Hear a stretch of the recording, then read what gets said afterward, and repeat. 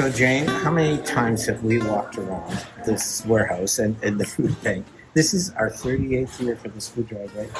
38th year for the Spring Food Drive, and you can hear in the background, I mean, there's a class here, there's lots of volunteers, there's so many different things actually happening right now, and it's been great. Right, and we're about ready to move into a press conference for it's busy. We're moving into a press conference in about 10 minutes for the food drive. This is the Spring Food Drive. This is the very first food drive we ever had all those years ago.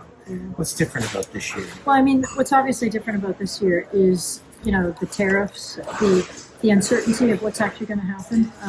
When we were with the Ontario Food Banks a few weeks ago, we talked about our projection had been about a 5% increase this year, but that was kind of thrown out the window with the tariffs and inflation, and we don't know what's going to happen. Yeah, they've developed a 2-year emergency plan. That's what they've done for the food banks of Ontario. You got a graph here. Can you just go over that with us a bit? Well, this graph, what this actually tracks is from when we first started back in 1986.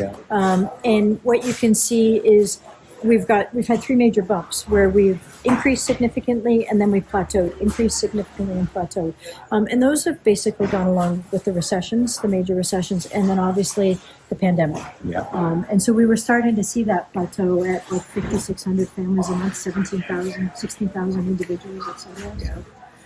And so pretty soon in another year, if we do this again, there'll be another big, huge spike, and that'll be from the tariffs. Yeah, so whenever there's a recession, it tended to be lagged. We see this increase that goes for a couple of years. Yeah, that's right. And that's what happened. And often social assistance premiums from government and others don't keep up with that. Yeah. So, but this year, Jane, we're really trying to emphasize that we're part of actually a national and a provincial network, right? So there's Food Banks Canada, which we're charter members of from the beginning. Feed Ontario, which is the Food Banks of Ontario, which we were charter members of from the beginning. But what we're doing this year is we're trying to emphasize that we're all in this together. It's elbows up, arms up, right? In other words, we're going to start reaching out to these other food banks, especially the smaller ones that are having trouble, and many are, to see what we can do to help. Now, we'll probably help them with some food supplies. We do that now as a hub, but where does that food come from? Yeah, that's the corporate food. So that's for instance, so we're kicking off the food drive. Dr. Edgar is here. And so corporate food gets spread kind of all across the province, and we share with each other. We share out, and a lot of food from the corporations provincially comes in as well. So that's part of that sharing network.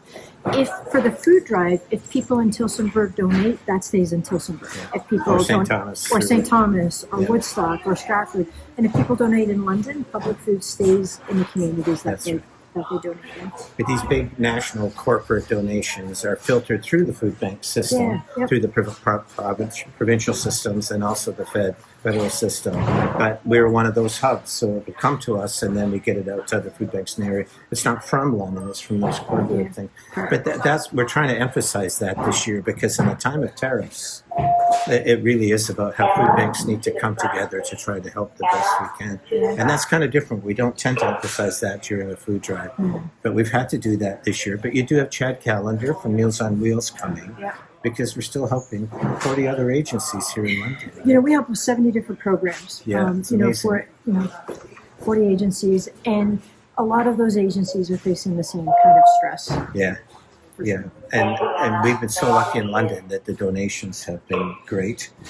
But it's also true. This is election time, by the way, and each time we have an election, our numbers go down in a food drive, if we have it in a food during an election time.